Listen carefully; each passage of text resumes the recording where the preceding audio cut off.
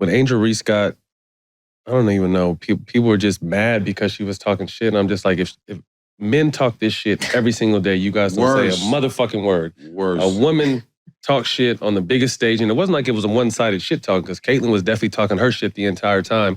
What were your guys' thoughts as women and as players in your league when there was such an outrage for what, when she was doing what's a part of the game? I mean, I love it. As someone that, I know you guys will be surprised, but I only talk when someone talks to me first. I was the same way. He would just talk to that's talk. hard to believe. Really? Yeah, that's hard to believe. I mean, if I get going, I get going. But to me, I feel like, honestly, it's people feel insecure. When you have like a strong Black woman that's confident in herself and knows what she's talking about, and she's just saying what she feels, I think a lot of people were like, whoa, like, how do I feel about this? I think it's the same way with women in general. A lot of times, you should see some of the things that people say on W games. Like, I don't even know if they would ever mic us up, but it's like, we talk like y'all talk. Right. There's no difference. It might even be cattier. Facts. It's probably more personal too. No, I was just about to say that women cut deep. They cut deep. They cut deep. They cut deep. They get straight to it. Yeah, they get straight to it. Hey, shout out to my ex-wife. Guys, they get straight to it, boy. I threw y'all off. I didn't mean to do that. They just get straight to it. There's pain. Trauma. Yeah, but I just thought it was ridiculous because, like I said, you see this shit every single day in our game, and now that women are doing it or have been doing it, but now it's on a big stage, you guys have an issue with it. Like, what's the problem? But I think you said it very well. Even if it was a problem, why was it the most watched? It had to be entertaining to see women compete like that. That's what you want to see. It's good for the game, and it's teaching the younger girls that's coming up how to play and how to approach the game, how to take it serious, how to compete, how to want to win, how to stay loyal in your school. It's like all these things that they showing, both girls showing. I love it for the game. Amen. Outside of your team, give me 3 players that you feel like are at the top of the league. We know one. Stewie's tough, man. Stewie's tough. Let's see. I like Stu. I think Jewel. Jewel's tough. I'm gonna go with sleeper. I really like Ryan Howard. I like Ryan Howard's game. I think that she is smooth, and I'm glad that she got the replacement for All-Star. She deserved that in the first place. But that's a tough check. Everyone knows that the summer's a bit slow in the sports world, especially if you're a basketball fan. But thanks to our partners at DraftKings, it doesn't have to be all bad. DraftKings Casino has over 300 real money games, slots, blackjack, roulette, and live dealer games wherever you want. New customers can play $1 and get $100 in casino credits instantly. If DraftKings Casino isn't available in your state yet, check out DraftKings Daily Fantasy app for a shot at winning cash prizes all season long, no matter the sport. New players, head to the DraftKings Casino app right now and sign up using promo code SMOKE. Play just $1 and instantly receive $100 in casino credits. Plus, come back weekly for your own blockbuster bonus.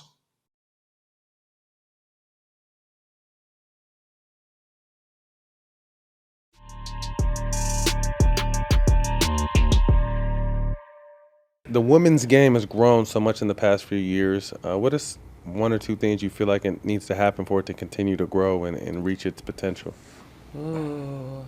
That money. I was about to say. Run that bag up. Bank account. What you talking about? Run that bag up. Yeah. Obviously, the salary. We could sit here and talk about that all day. And that's just between the economy and society. That's as a whole.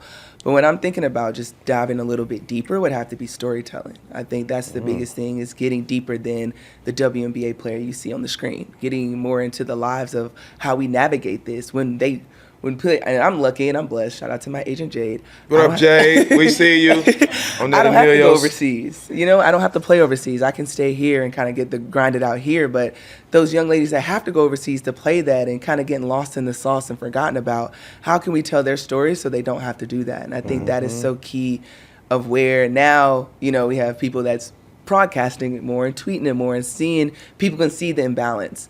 But that comes from storytelling and allowing me to be on you guys' podcast is always a great thing. So I think that's the biggest thing I want to see is just more storytelling, more pushing faces out there that look like the audience and giving them different views of that. Your teammate Kelsey came on the show and said, "Don't come to our game to support. Come to our game and watch and enjoy." Do you agree with that? Yeah, I do, because our biggest thing is like, we're not anyone's charity case. We don't Y'all hoopers. Y'all hoopers too. Like I don't need anyone to be like, all right, I made it to the game. Here you go. Like I don't need that validation. Like I put tons and tons of work in. Come see us hoops. Come see the entertainment, the show that we're putting on. Like that is the fun. Like I don't need you to be like, let me wear this orange hoodie. Like, cool. Right. Great. I'm not a fan of orange, but hey, you go ahead and rock it. But like, it's kind of like, I feel like we sometimes get that feel from a lot of people. And it's like, you could just leave that at home. Like, I'd rather you just be straight up and be like, I don't really rock with y'all because y'all canall dunk.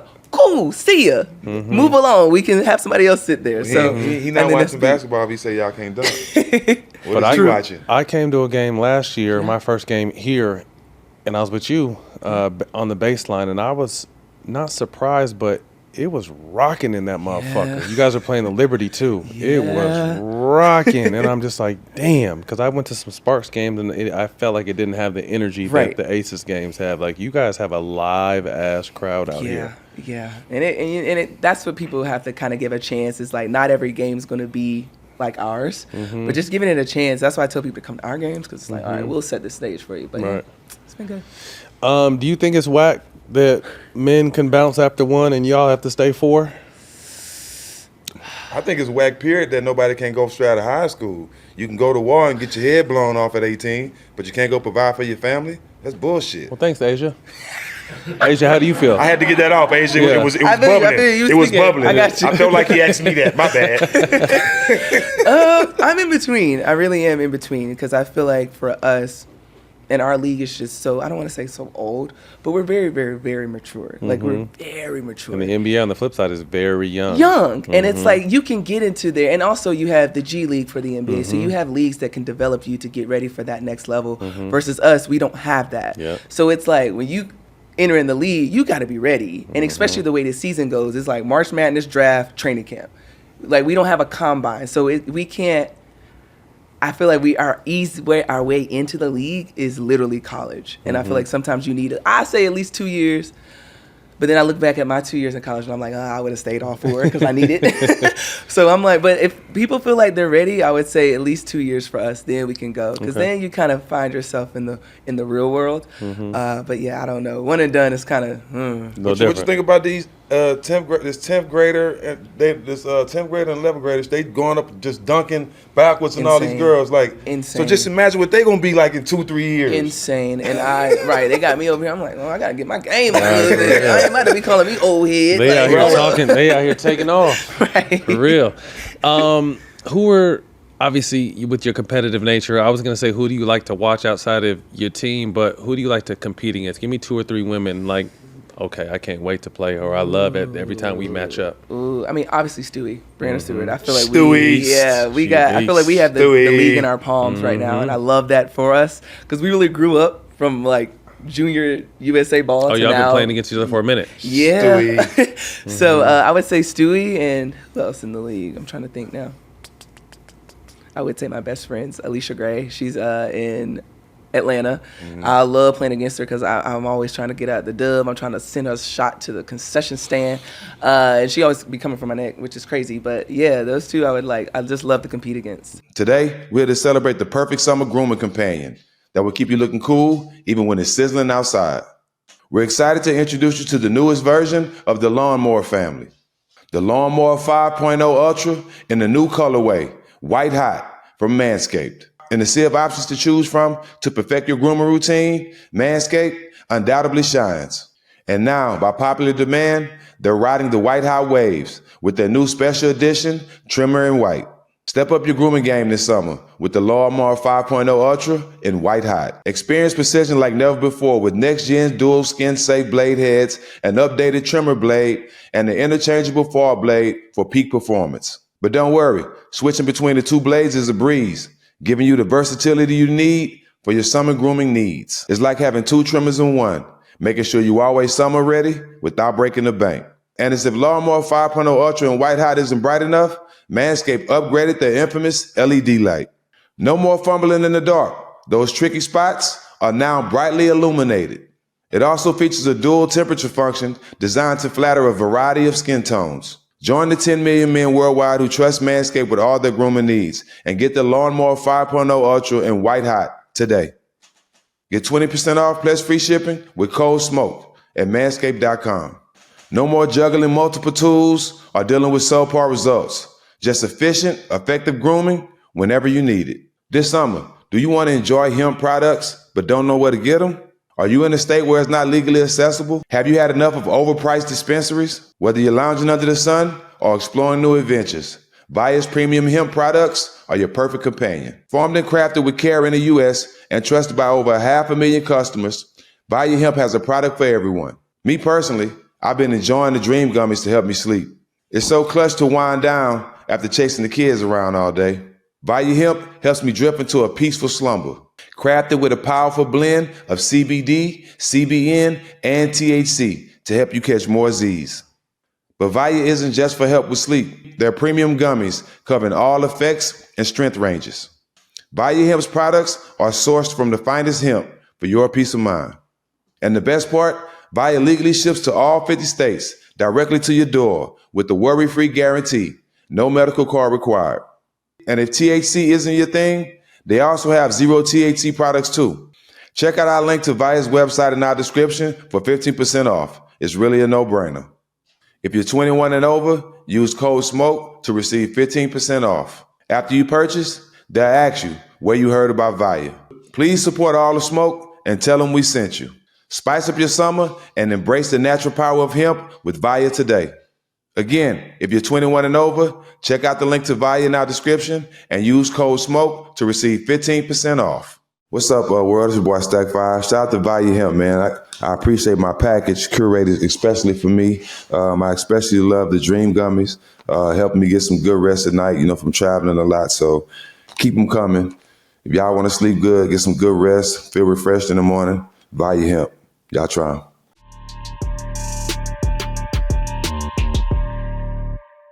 So coming out of college, there was no WNBA yet. So you had to, go overseas for a handful of years. You get back and the talk. So what was it about the ABL and then eventually the WNBA for you, which you made home? So during that Olympic training year, like 95, the ABL founders came to our team and they pretty much asked us to be a part of it. They said they were going to pay us $150,000 a year to be founding members. And all 12 of us agreed to do it because we didn't know anything about the WNBA. They didn't tell us about the WNBA to a few months later. And then once the WNBA decided that they were going to start a league, 3 of, the more, profound names in our game, Lisa, Sheryl, and Rebecca, they chose to go to the WNBA. And then 9 of us chose to stay in the ABL because we made a commitment to it. And I did it because I made a commitment to it. And then after spending 2 years in the ABL, I decided just for personal reasons, like I had bad knees, and the ABL was like the traditional basketball season. So it was 8 months. So I wanted to play for much longer. And the WNBA is like 4 or 5 months. Yep. So I said, I need to hang my shoes up with the ABL and go to the WNBA so I can play a lot longer. And then I actually made the right decision at the right time because, that following season, the ABL went under. Mm-hmm. So it was pretty cool that I got a chance to experience both. But, yep.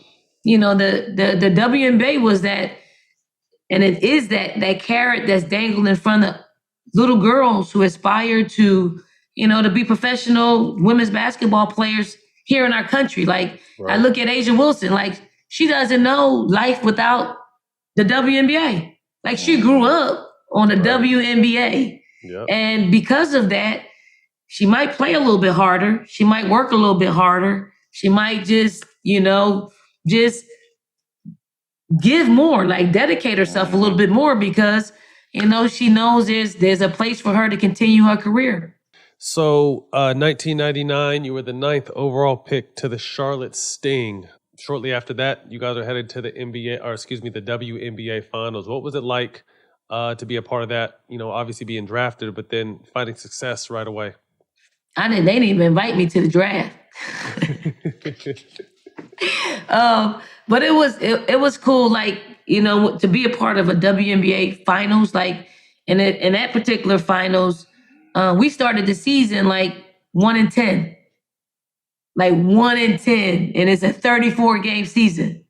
So, we made a move to actually even get to the finals, but to be able to play in the finals against, one of my favorite teammates, a good friend of mine, Lisa Leslie, was pretty cool to share in that spotlight with her. I ended up being on the losing end of the stick, but it was cool to share in that moment with her. August 1st, 2005, you was traded to the Houston Comets, and you announced before the season that it'll be your last. Was the knees talking to you? It actually wasn't my knees. It was actually my heart. Like, really? Yeah, we all go through some type of pain as players. And right.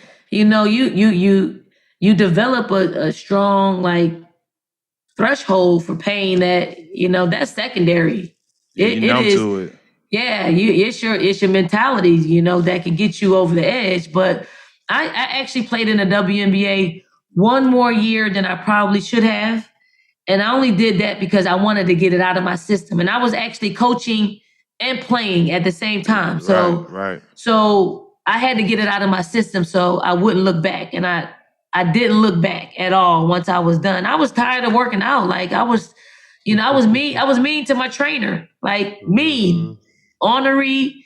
And I didn't feel like getting my body ready to play. I didn't. So I was like, this is it. And thankfully I got through and I never looked back. I was fortunate that I was already in a profession of coaching and being a dream merchant for young people that I transitioned nicely into it.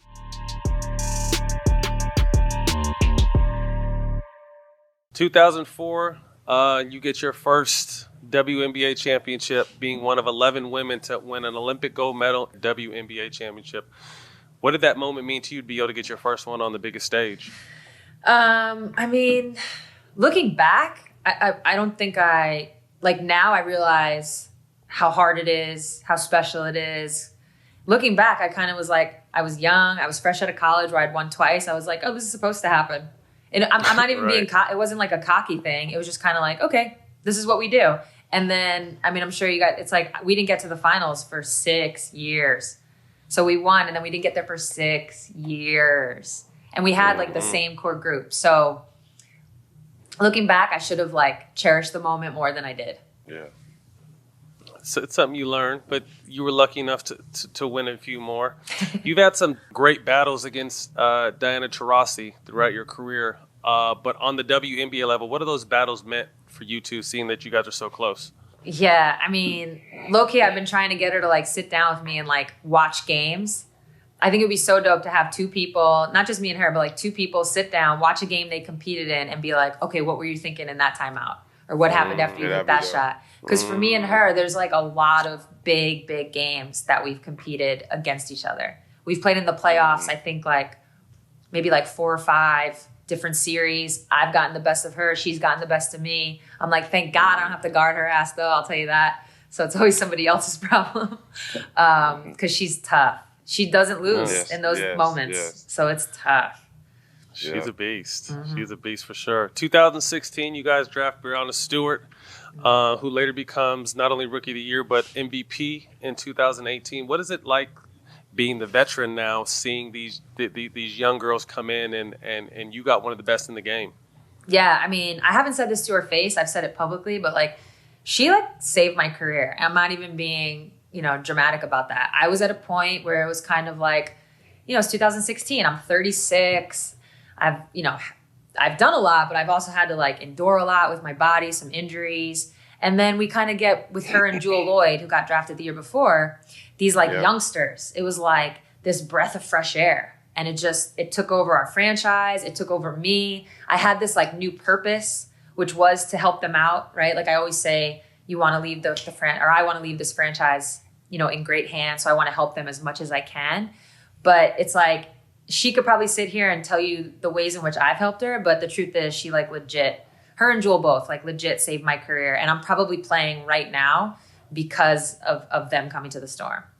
That's dope. With that said, you got your third ring, but helped those two get their first in 2018. What was that like to be able to get them to that place you've been so many times? Yeah, that was crazy. Because it was like happiness from like a personal standpoint, but it was also this like looking at probably, I don't have kids, but I'm assuming it's like when your kids do something special, you have this like other sense of pride. Yeah. So, they're not my kids, but I feel like in basketball life, they kind of are. So it was kind of like. You the big homie. You the big homie. She's an OG. So it was dope. It was dope. Yeah. One of your childhood memories was to win, to make the Olympic team. And then obviously you've been able to succeed that and win 4 gold medals and fingers crossed you'll be able to join them next year to possibly win your 5th. Tell us what it's like, because like I said earlier, you've been winning for such a long time. How different is winning for your country? Oh, that's crazy. Because especially like growing up for me, there was no WNBA. So like you went to college and you like heard about people playing in Europe, but I don't know, you're like 14. I don't know what the hell that is. That's not like what you're dreaming to do. So it was like, all right, I hope to go to college. And then it was the Olympic team. That was like it. And right around when I turned 14, 15, you had the Olympic team who ended up winning in Atlanta in 96. They like did this year-long tour. It's like all the big names. And that was like, oh, I want to do that. So that was always kind of the dream. So even though playing professional basketball overseas in the WNBA is great, it's more than great. It's obviously epic, but being on the Olympic team, that for me was the ultimate. So to do that multiple times, to go overseas and no matter who you're playing, where you're playing them, people just want you to lose, but you still find a way to win. It's nice.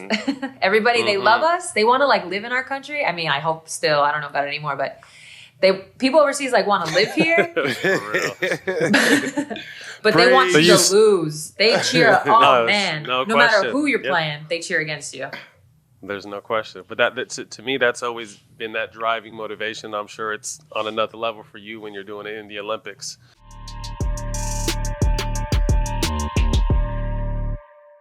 So you end up joining your team, and you guys, from the first year, established a dynasty. Were able to win 4 straight titles. How tough was it after 1 defending 2, after 2 defending 3, and then finally getting that 4th? How tough was that each year with your team?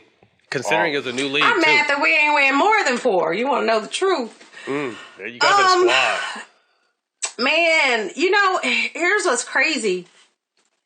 So when the league first started, the first season, like there wasn't a draft. Like players got appointed. So with me being from Texas, they said, all right, you're from Texas, you're going to play in Houston. And with Coop being living in Houston, they appointed her to Houston. And a lot of people didn't know about They didn't know what they was doing at the time. She was one of those players that had They didn't know what they was doing at the time. They were sick about it. They were sick. But listen, though. But there were other teams that were the same. But people didn't really know about Coop because she had been playing overseas, right? She was one of those players that had to go play overseas because there was no professional league.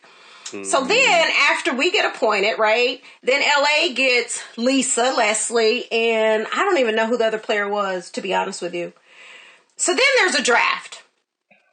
And we end up drafting Tina Thompson. But no one knew how good Tina was going to be. Right. And so because I had played in the Olympics, and Coop had played overseas. I knew this player from Brazil named Janeth Arcane, who was she's like everything in Brazil. So then we get Janeth to come and be on the team. And now you have 4 players, honestly, who on any given night can give you 30 or 40, seriously. Mm-hmm. So now it's about, well, let's go find us some role players. Some of your toughest matchups. Playing LA was always tough. Like, Lisa Leslie is one of the toughest competitors I've ever played with and against. Even though we don't play the same position, those were good battles that we had. Tamika Catchings. Catch is just a baller. Like, she was going to defend you all night long. And some, players that a lot of people probably don't know or talk about. Like, when the league first started, we had a lot of international players that could go. Like, there were a couple of players from Russia that were nice, that could just play. So playing against a lot of the international players was, I won't say it was tough. It was good competition. Like they were just good. And when I look at current players, I know you didn't ask me this question, but current players, because the players today I didn't really play against. But like Angel McCaughtry, I think Angel's a heck of a player. Angel reminds me of myself. She plays both ends of the floor. I love her game, love watching her play. Huge A'ja Wilson fan. I love A'ja Wilson. I think A'ja will be one of the best players in the league. The player I will leave with would be Lauren Jackson, who played for Seattle. For people who don't know, played for Seattle. Lauren was the truth. Yeah. We got to give Lisa her props. We got to give Lisa Leslie her props. She beat me. She's the first woman. She's the first woman to have a WNBA championship and also be the coach to coach a professional men's team to a championship in the Big Three. She beat me in the championship with a Joe Johnson team. So salute to Lisa. Salute to Lisa. That's right. I think I was there when she beat you. So yeah. Hey, but I was balling. I held my own. Goddammit.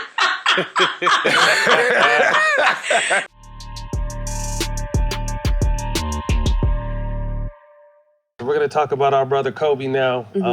We love hearing stories about him on this show. Obviously, he meant to both of us, and you had a very special bond with him. Talk to us about when you first met him. What that was like. Yeah, that was when was that? 3 years ago? I would say 3 years ago. He and Gigi and some of her teammates came to my game. We played at USC. So we played here, and our coaches were like, oh, there's going to be a surprise. We didn't know what. Like, I hadn't had a relationship with him before that. We just, followed each other on Instagram. Right. And so I'm like, all right. And I'm out there shooting with, an hour and a half before the game starts. Not a lot of people are out there. And then they walk in, and I was like, is this the surprise? Because there's nothing else tops this. Right. So this has to be the surprise. Right. And he watched the whole game. Came to talk to our team after in the locker room. That's when we exchanged numbers, talked, and then ever since then it was workouts. I helped coach Gigi's team with him. So ever since then it was we just clicked and became really good friends. He put you through workouts? Yeah. Intense, right? Attention to detail's insane. Yes, but it was not as much shooting as you think. No. It's almost little to no shooting. It's technical. Well, he worked my twins out. So my twins, for their 10th birthday, we took a surprise out to Orange County. He worked them out. Very little shooting. He's big on footwork. Yeah. All it was fundamental. It was literally you had a ball and it was all right, pivot off your toe for 10 minutes. Let it get tired and back pivot, forward pivot, side pivot, all these pivots. I'm like, are we gonna shoot? No, it wasn't about that. Yeah, it was all the little, the little things, and it was cool because all Gigi's teammates were doing them, and we're doing them really well. And I was like, this is. Well, he practiced that team. Not to cut you off, he practiced that team. I think he told me because that's how we were. Obviously, we were close, but in that we'd always see each other because I was coaching twins, he's coaching Gigi. I'm like, how often do you guys practice? No, 6 days a week. I got these girls running the triangle with their eyes closed. I'm like, what the fuck, Kobe? Like, are you kidding me? Like, and he was not playing. No, he was not playing. And it was long practices. It was like 2.5 hours. Like, and they showed up happy, excited every single day. They loved it. I love that. Best advice he gave you? Real sharpness comes without effort. Real sharpness comes without effort. Yeah. Means you got to put the work in. Yeah. And he told me that we were like walking out of the gym. He had the little bag on his back with the balls that he carried and was just like, and just told me that and then like walked away. I was like, I'll leave you with that. okay. A gym. Yeah. And then the whole time I was like, okay, this is what he stands for. Like, put in the work. And then when you're out there, it's like, oh, it looks so easy. It comes so effortless. It's like, yeah, because you put the work in behind the scenes. Right. Yeah. Where were you at when you heard the news? We were about to play Oregon State. Oh, wow. Yeah, in the locker room. Probably like literally 30 minutes to tip off. Yeah, in the locker room. And it was like, do I play? Do I not play? Because I like don't even remember that day. Right. And I was like, no, I didn't warm up, but I was like, I'm gonna play. And we had not beaten Oregon State at Oregon State, so it was like a huge game for us, ESPN game. And I don't remember the game, but we won, so that was good. I think I like did decent, but I was not there. You were just somewhere else. Yeah, right. I was not there. Right. Yeah. 224. You spoke at the memorial service. What was that like? It was like I was nervous. I was emotional. Like it was awesome to see how many people were there that were touched and had some story about him. Like all that, like half the whole NBA was there. To be able to see all like friends and family and everyone that really came together was really cool. But I mean, it was hard, and the fact that I had a game Right. later. I was about to say, you did something special that day as well. Yeah. I mean, two very special things, obviously. Yeah, and so going up there, I was like, oh my gosh, like the youngest person to come up here. I was like nervous, emotional, and it was just like, I have to just do it. I have to just speak. And it's like, don't worry about everyone else that's here. It's like, you're just talking to them. And that's what my agent told me. And I was like, So, I like that. And that I think that helped a lot and kind of calmed down a lot of my fears. Michael Jordan's speech, I thought it was something that was needed. I wasn't expecting it. Obviously Kobe was our Jordan, but we saw Jordan too. And to see that kind of compassion and love and the kind of relationship you have with Kobe, how did that strike you? Yeah, I was interested to see how his speech was going to go, and I heard that he was going to be up there because, it was that kind of like little brother mentorship. And it's hard when, you guys know when you're playing against these players, it's like you idolize them, but then it's also like, I want to kick your ass. Right. So it's hard, but it was just this level of like respect between the two, and for him to be able to go up there and he cried, and to, the meme of that he said it was going to be a meme, and just to be able to see how much it hurt him, but how much he meant to him was, we all feel it now when we watch all these players that are doing his moves and stuff. Like that's really what he was to all of us and to your guys' kids and all of that. Yeah. To see MJ though, That's something that's different. That really touched me, bro. You know what I mean? Because you know how we all feel about him. But to see MJ, everybody wondered the relationship. But to see him actually show his real feelings and how he felt about Kobe, I think everybody needed to hear that. Yeah, I You know agree. what I mean? Everybody, Especially the world like you needed said, to hear like that. the little brother shit, like Yeah. annoying Kobe. You know what I mean? Like you Yeah. don't picture, but only Mike could say some shit like that. Yeah. You know Yeah. what I mean? So Yeah. just to have that. In true Mamba fashion, as you mentioned, you spoke at the memorial, then went back and became the first, not just woman, but NCAA player to have 2,000 points, 1,000 assists, and 1,000 rebounds that night. What was that 24-hour span like? That's crazy. Well, I literally got on a plane. Was it private? Yes. Okay, that's how they treat you then. huh? Yeah. That's how they treat you, yes. That was the only way to get back to the game. Right, so right. the donor, Hey. Ed Miletus, I'm still friends with him to this day. Shout out Ed. I might need it too. He let me hop on the plane, get there, speak, literally fly. I didn't even warm up, none of that. Fly back.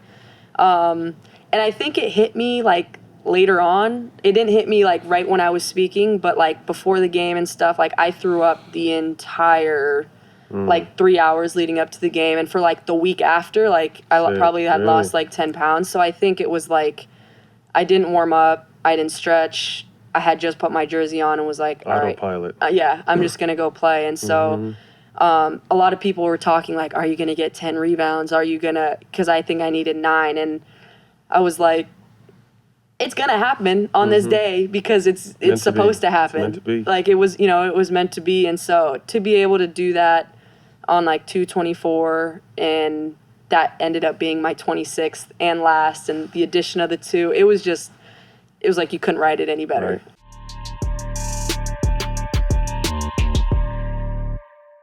Let's talk to A'ja Wilson, who was named a WNBA Player of the Year last night at the ESPYs. A couple of games. And for some reason, she didn't get female athlete, which is crazy. But she's someone to me, and obviously being a fan, she's arguably the best player in the game. Yep. But to me, still doesn't get the just due she deserves. Do you happen to know why? Man, it's so interesting because I'm with you. I sit back and I watch just the body of work, right? And we talk about accolades. We talk about, some people weigh it on accolades. Some people weigh it on statistics. Some people weigh it on, big games, big moments. You name it, she's done got it. all of it. Like, I don't know what else she could have done. How do you win MVP, Defensive Player of the Year, a world championship, a USA Basketball World Championship, and then win MVP of the World Championships at USA Basketball? That's the best players on the best team, and you win the MVP there. Right. It's like a clean sweep. I can't remember the last player that's done that. And you're right. She gets shorted. She gets shorted all the time. And it's amazing because she handles it with grace. She just keeps steady in who she is as a human being. And I think to me, like, my respect just grows tremendously. And people around the league, like, she's just someone that carries a lot of weight in her voice because of how she carries herself. Yeah, absolutely. I love her because she speaks her mind and she marches to the beat of her own drum. And a lot of people don't like that. When you don't follow suit as what everybody else doing, when you do your own thing, it's always a problem with people. But like you say, she's doing everything she needs to do to get the recognition that she deserves, but she's still not getting it. But the fact that she still doing her job and not really worrying about it, not speaking on it, that says a lot about her. Comment made recently about who received the cover on 2K with our brother Kobe. And, A'ja received the award last night and you put out a tweet. Can you speak to that tweet? Yeah, so A'ja won Best WNBA Player. And so I said, easy decision. So it was a 2K cover. And I like that, by the way, first and foremost. Supposed to have your teammates. Right. Fuck. What you supposed to say? I think for me, it starts at representation, and it starts at I'm not here to hate on anybody, right? And I feel like as women, we all need to be each other's fans because we're fighting a bigger battle. So that's number one. I also think though that when they were in a room deciding these things, where was the representation? Because if someone watched games and had their pulse on the W, it would be very clear that A'ja was the right pick. Right. And if we were going to go the Kobe route, which is like, okay, relationship and stuff, Jewel Lloyd is not only the leading scorer in the W right now, she wears 24. Her nickname is the Gold Mamba. And she did have a tremendous relationship with Kobe. They trained together in LA. So there's like a perfect segue to that. So my mind is not necessarily trying to hate on whoever got it. Right. It's more of, my question is, where is the representation when we make those decisions? And we know that like this happens all the time. Right. And so if people are not in there and they don't understand what's going on, they're not going to represent what's actually going on for the culture, which is, A'ja Wilson, it's a no-brainer. I respect the shit out of you for that right there. Because I feel like not enough people speak to that. And you did it eloquently. And like you said, it's no hate on nobody. No, it's not about that. There just needs to be that reputation. Love it. Just the sad part is exactly what she said is what she said, but people still find a way to twist the words, right? You know what I'm saying? Regardless of what she said. It's not that. And people don't understand it's an easy way to support somebody next to you and give them support without demeaning somebody else. It's real simple to do, but the people just like to twist stuff because I guess that's what's the hot topic. Drama. But you couldn't put that in better words. Yeah, well put. Moving on, Becky Hammon, a great player in herself. former coach. You might as well just name the whole WNBA Hall of Fame on their team, bro. I mean, shit. I mean, they got a squad, bro. They got a squad. Becky, all her championship experience, before she was named your guys' coach, there were talks to her actually coaching in the NBA. Mm-hmm. She decided to come coach you guys. How's it been working with her? Becky is tremendous. And I always say it's only a matter of time before we lose her, in the best way. Right. Because she's on that track. It's a matter of time before, and it's not about, to me, it's not about female or male coaches. It's just about coach. Mm-hmm. And what you bring to that team. Mm-hmm. I don't know if y'all watched our playoff run last year, but we had some close games. Mm-hmm. And those X's and O's and how we executed, Becky Hammon. Mm-hmm. Being around Pop. Being around Pop. And Becky has this ability to be able to have a really good feel for what each player needs. And I think that's super important because as a player like Matt, maybe she needs to talk to you differently. She talks to me. Maybe she needs to coach you differently. Absolutely. And how to press those buttons. Exactly. Mm-hmm. And I think a lot of coaches sometimes cast a wide net. And Becky's able to pull little things out in different people. She's incredible. I had that obviously with Phil Jackson, with the teams we had and his ability to push Ron's buttons, to push Kobe's buttons, to push Powell's buttons, all that kind of stuff. And then Magic Johnson told me one time, he's like, a sign of a great leader is understanding you can't talk to everybody the same way. Right. And like you said, understanding how to address other people is what gets the most out of them. And then she's a player. She played the game. So that's a hell of a benefit to have a coach that actually played the game. Yeah. She knows she's seen everything. Oh yeah, she hates practice. I mean, that's as a player, She don't lace them up. She don't lace them up no more. She'll get going like in shooting drills. Sometimes if we talk enough trash, she'll get in some. But she always is, my shoulder. One of them. It's some. It's always some. Hey, you gonna see that shit one day. You might be laughing now. Hey, I just got in a goddamn adult league with my twins who were 14. In the first game, this dude was taking his job too serious, trying to fuck with me and try to box me out and made me twist my knee. I wanted to whoop his motherfucking ass, but.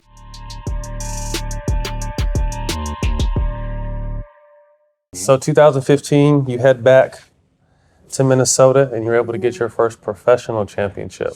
Yeah, that was a trying year. When I got traded, I was actually not even practicing with the team. I was at home in bed. There was a pig roast at our apartment complex, and like a dummy, I ate it. And I got salmonella poisoning. I didn't even know it was salmonella at the time. What you ate? I ate pig. I ate from, there was like an actual pig that they were, I know we're not supposed to do that. No pork. I know. And look, so now I can't even barely eat. Like, I learned my lesson. I just had some good bacon this morning. I was sick as a dog. And so they come to my apartment complex and they're like, yo, coach wants to see you. And I'm like, no. They know I'm not practicing. And they're like, no, coach wants to see you. So we all know what that means. I'm like, oh, Lord, what's going on? We know what that is. Principal's office. What's going on? I'm sick. So I go. Long story short, they tell me I'm traded. The Minnesota coach, Coach Reese, calls me, and I'm like, Coach, I'm really sick. Like, I don't know what's wrong, but I'm really sick. I hadn't got the test results back. She's like, yeah, I don't care. You got to play in 2 days. And I'm like, this is crazy. My family was there at the time visiting me, which ended up being the craziest blessing because I couldn't do anything. They packed up my whole apartment, put it in my car, shipped my car to me. And then I was heading to Minnesota, and I was practicing during the daytime, and at nighttime, I was like working out, trying to get my core together. Because anybody that knows anything about that, like, I was wrecked. Like, my whole stomach was just done. And so I didn't have any core strength. And I was working out crazy at night, tired in practice during the day because I'm working out at night. And then our starting point guard, Lindsay Whalen, ends up getting hurt.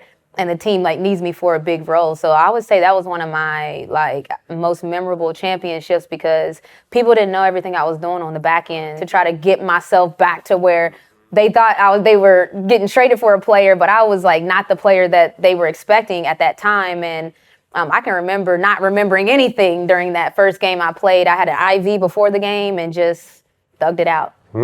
Tough. So 16, you guys go for back-to-back championships, lose. 17, you get your vindication. Yeah, and 16 was a tough one. We played LA all 3 years. So it was everyone knew it was going to happen. And then when we lost on a buzzer beater. Very controversial, but they won. And so 27. They won.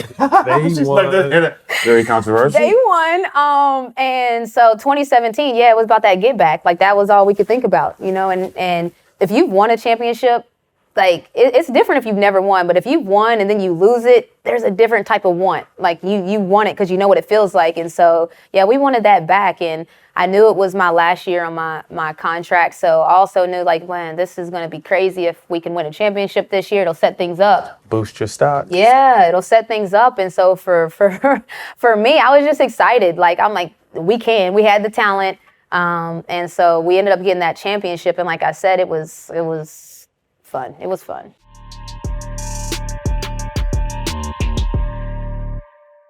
Best memories of the 2023 championship. Y'all have a little of my 07 Warriors team and y'all get turned up. Y'all was cracking, drinking, cigars. Who partied the hardest? May have been some other shit we didn't know about, but we went to. Like, Man. I'm taking bets. I know who partied the hardest. Who you think partied the hardest? Kelsey. You and Kelsey. You and Kelsey. Said, y'all the only ones up there with bottles. Dang, yeah. I feel like this championship, we equally were tore up. Like, we was like, nah, this the one, we gotta let it loose. Yeah. And I felt like last year was kind of, I was on the slippery slope last year. But this year, everybody was toe up, like everybody. But I would say the highlight of this year, I just would have to be like, it was after game 3 and we just lost to New York and we were like, man, like Chelsea's going down. We getting a call. Kia might not play. Yeah, that's crazy. So it's like, what the fuck? Can I cuss on here? Yeah. Oh, okay. Oh yeah, hell yeah. Like it was like, what the fuck? And we were just all in this like hospitality suite and we were just like playing board games. We were just looking around like, how the hell we about to do this shit? Mm-hmm. And I think that was just a great memory for us because we could have like threw in the towel then. Yeah, like we could have said, you know what? Every reason to yeah, throw in the like towel. it was like, man, we just came up here just to be up here to see the lights. Like we just need to go ahead and pack it up. But I felt like we got in so tight then that I was like, from that moment, I was like, nah, we leaving here with something. Like Denzel said, we leaving here with something. Like we not gonna just come up here empty-handed. Right. And I think that was my favorite moment, was just kicking it with my teammates in a space where you would think that we would crumble, but we really came together the most. That's stronger. Yeah. And those are the moments too. Obviously, you got a lot of basketball ahead of you, but those are the moments when you're done. It's not so much the games. Right. It's those moments that you Yes. remember. We Matter talk most. about like the bus rides, the flights, Yeah. gathering after a tough loss, or kicking it after a great win. Like those are the moments that sit back in your mind. Like, that's what I miss. Yes, for sure. Yeah. The wonderful, she's a good friend of ours, Candace Parker was on your team, but she got hurt. Yeah. And but it says a lot about her, the player she is, and everything she accomplished. She was our biggest cheerleader. 100%. Can you talk about the impact she made without being on the court to your team? Yes. I mean, when you're talking about a GOAT, Candace is my GOAT and forever be it. And it was just truly amazing to be her teammate. And I didn't even want to fangirl because I'm like, all right, you my teammate now. We in the locker room together, like we're good. But it was just like 13-year-old Asia, like, what? Yeah. Like, you were my screensaver. I went to Tennessee to see your jersey retirement, like, and now you're feeding me information. Like, now you're telling me how I could continue to grow this game. And it's funny because when she all started figuring it out, I texted her, I was like, you know we could take this league over, right? And she was like, all right, let's see. So it's just really cool, like, and just to have her constantly there in our ear, always talking. The way she sees the game is incredible. Like, I'm like, Candace, no wonder you're the GOAT, because what? Like, that didn't even make sense. Like, but like just having her constantly in the timeout. So she really was talking to me in New York a lot, like me individually, was moments where I'm like, nah, this is real. Like, it was like really that sisterhood. And every single day she was there, and we really appreciate her for doing that.